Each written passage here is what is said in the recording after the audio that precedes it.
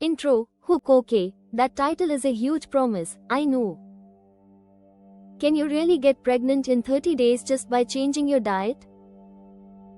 I'm skeptical, but I'm also really hopeful. So for the next 30 days, I'm putting it to the test. I'm only eating so-called fertility foods and using every testing hack out there to see what happens.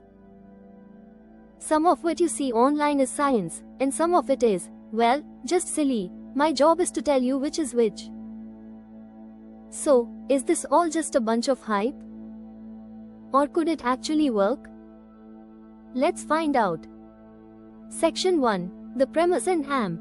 The expert. If you've ever been on this journey, you know it can feel lonely, and the internet is just a mess of conflicting advice.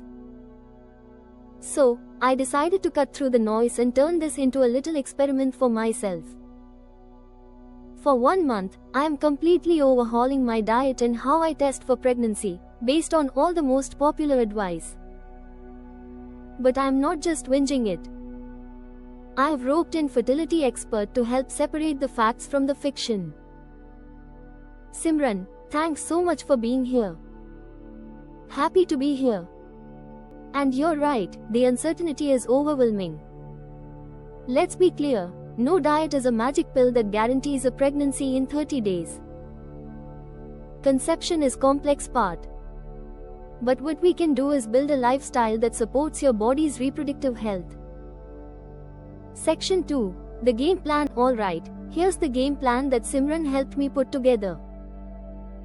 No fads, just science. First up, the food. We're going with a Mediterranean-style diet. Research has linked this way of eating, lots of veggies, fruits, whole grains, and healthy fats, to better fertility outcomes. My shopping cart is now officially full of things like leafy greens for folate, fatty fish like salmon for omega-3s, and tons of avocados and walnuts.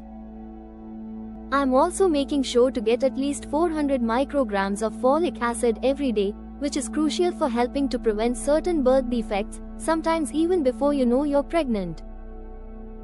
Second, the so-called test hacks. Spoiler, they aren't really hacks at all, just the right way to do it for accurate results. No more random testing whenever I get impatient. I will only test after a missed period, and I have to use my first morning urine. This is when the pregnancy hormone, HCG, is most concentrated, making it easier for a test to detect. That's it. 30 days of clean eating and disciplined testing. Let's do this. Section 3. The journey. Week 1 was definitely an adjustment. Swapping my usual breakfast for a smoothie with spinach and walnuts was interesting. I'm trying to get creative, though, making these huge salads with grilled salmon and snacking on berries and nuts instead of chips. The hardest part?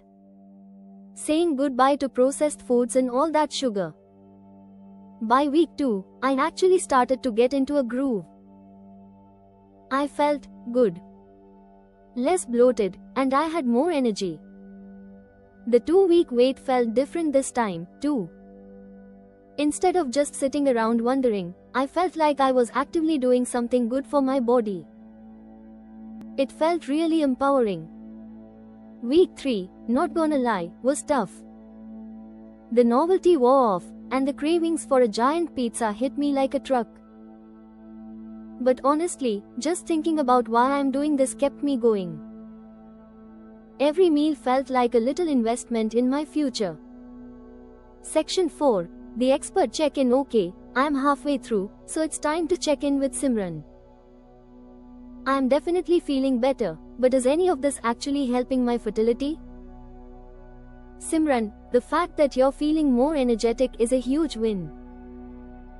That's a great sign your body is loving these nutrient-dense foods. We have good research linking a Mediterranean diet to better fertility outcomes, and some studies even suggest it can help improve IVF success rates.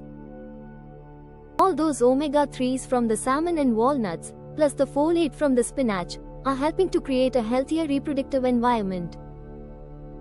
You're not just eating food, You are giving your body the building blocks for healthy hormone function and cell development. And what about the testing? Why is being patient so important? Simran, testing too early is the number one reason for a false negative, which just causes a ton of unnecessary stress. When used correctly after you've missed your period, home pregnancy tests are up to 99% accurate, but that accuracy drops fast if you test even a few days before. Waiting gives your HCG levels time to rise so the test can actually detect them. Patience really is key here. Section 5. The results okay. Deep breaths. It's the end of the 30 days. My period is officially 1 day late. I followed all the rules, I waited, and I have my first morning sample ready to go. I've double-checked the expiration date and read the instructions 3 times.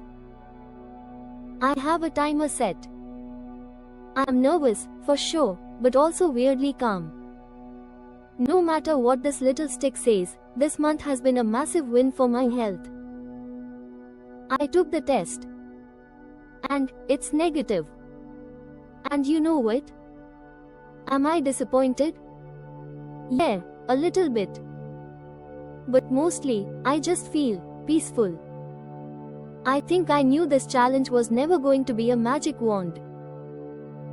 It was about taking back some control in a process that can make you feel so powerless.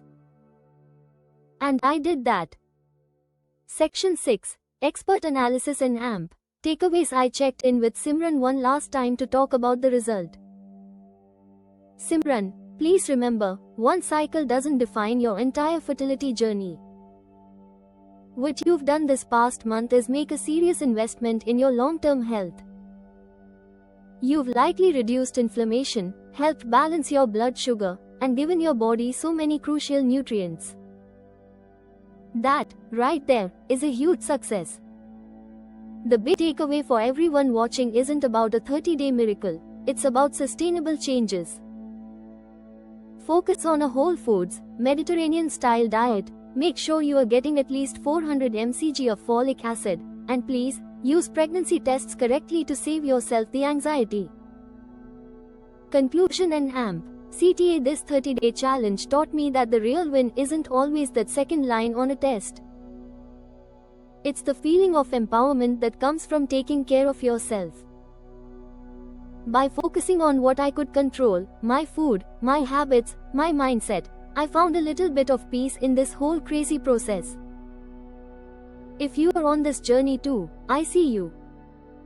It's so tough, but you are definitely not alone. I'd love to hear from you in the comments. What's one thing you're doing to support your own fertility journey? And of course, don't forget to subscribe for more, and go follow the amazing Simran Balar Jain for more evidence-based advice. Thanks for watching.